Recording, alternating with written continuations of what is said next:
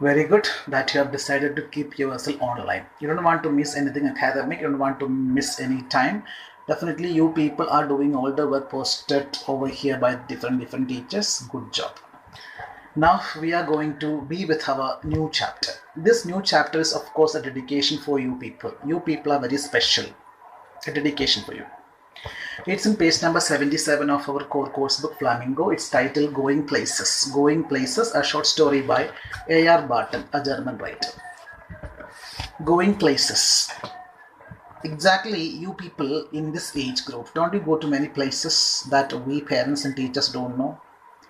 I mean the places, imaginary places.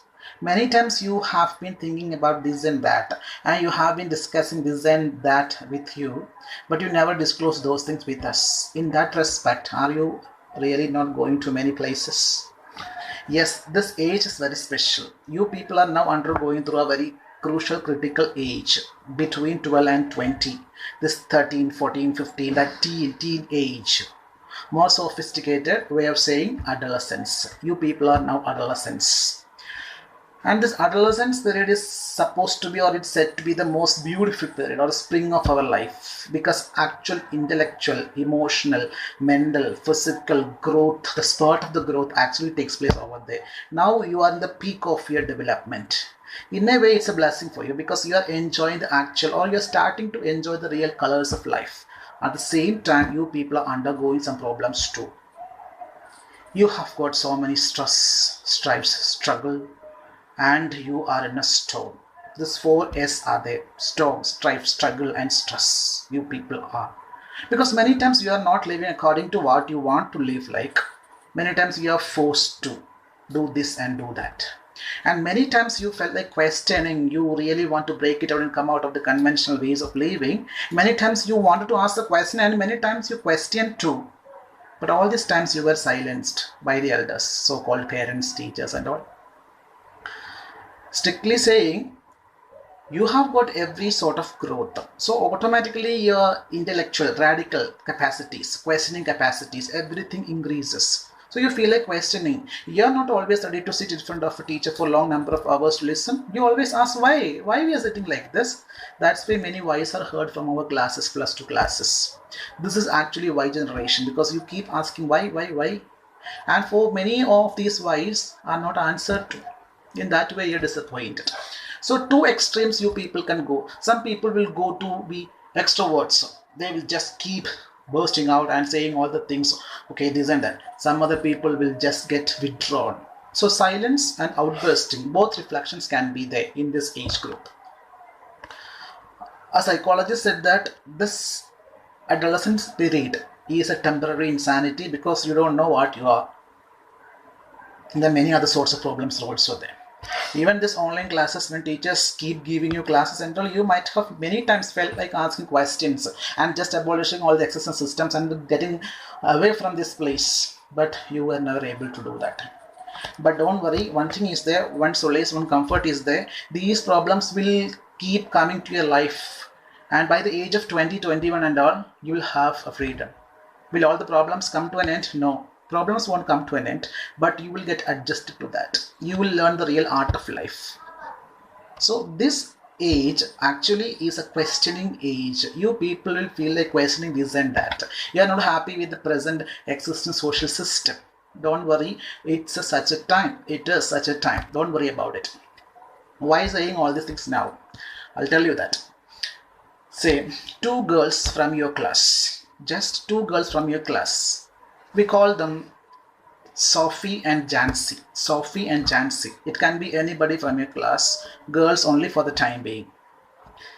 School finalists, because within a couple of months you will be saying tata goodbye to your school and you will come out of it and you will go for somewhere else. Such two girls, school finalists. And these two girls are from middle class family only. Sophie and Jancy. Here, Sophie is somewhat a daydreamer. She is completely engulfed in reveries. Reveries mean daydreaming. That she wants to be this, she wants to be that. Whereas her friend Jancy is more sensible. Jancy, though she is a teenager, though she shares all the moods, temperaments and all, she is somewhat more sensible, or she is down to earth type. She knows what's going to happen in their life. So here this Sophie She dreams of becoming many things. She thinks of becoming an actress because she thinks that she is quite pretty. If that doesn't work, she really wants to start a shop from where all the cosmetic beautifying agents will be available. Or else she thinks that she will be able to become a manager of a famous firm and she will make cash. Listening to all these wild dreams, Jancy quite advises her, Sophie, it's not like what you think. It's clear that after our schooling years, we are counted for biscuit factory because our place is actually famous for biscuit factories, biscuit making. So soon after school, almost everybody is admitted in such a biscuit factories, doing petty jobs and all, and helping the family. So we are also head counted for that. Jancy advises, but Sophie never listens to. She still is buried in her wild imaginations. I say, in your class, two girls, one is Sophie, one is Jancy, the same mental framework. When she conveys all these things to her father, little brother, mother, and all, nobody believes, none believes. The only comfort she has got in her house is her elder brother, Geoff. Geoff is actually a school dropout and he is now working as an apprentice mechanic, and he goes to different places and all, and he does the repair work, motorbike and other vehicles. The thing is that Geoff, though he is an adolescent or somewhat above that, he is very quiet. He's a quiet, completely silent person, and the words were to be taken out of his mouth like stones from the mud. He was terribly silent, and that sort of keeping silence that always disturbed Sophie. And that brother Geoff was the only person with whom she shares all her secrets. Other than that, she had no any comfortable zone over there in her house. Her father-in-law calls her mad girl, and they advise her to be sensible again, like what Jancy did. Anyway, this Geoff, her brother, was the only person who was a bit interested to listen to these sort of wild stories. So one such fine day, this girl, Sophie, told her brother that she had met Danny Casey. Danny Casey is a hero of our story. Danny Casey is a famous Irish football player. The whole family actually were fans of football, particularly Danny Casey, the young prodigious player. Danny Casey. Everybody likes him.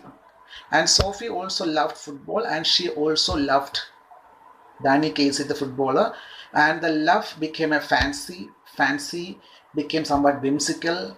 And she says her brother that she met Danny Casey somewhere in her town. And Geoff did not believe that first. Sophie just made the story in such a convincing way that at the end of it, Geoff had no any other way than believing what she said. And the story continues like that. And the next secret that she disclosed with her brother after a few days is really a bomb.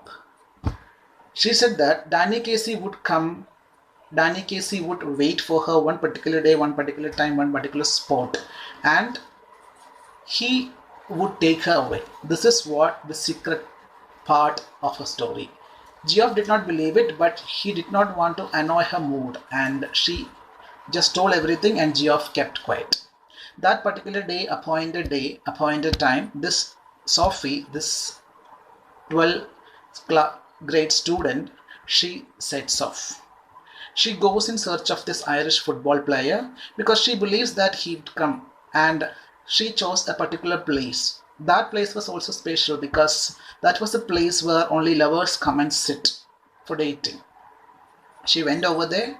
She selected one particular isolated lonely part of the park, and there was a bench beneath a solitary elm tree. She sat on it. Now it is almost too light, almost going to be late evening, and she waits.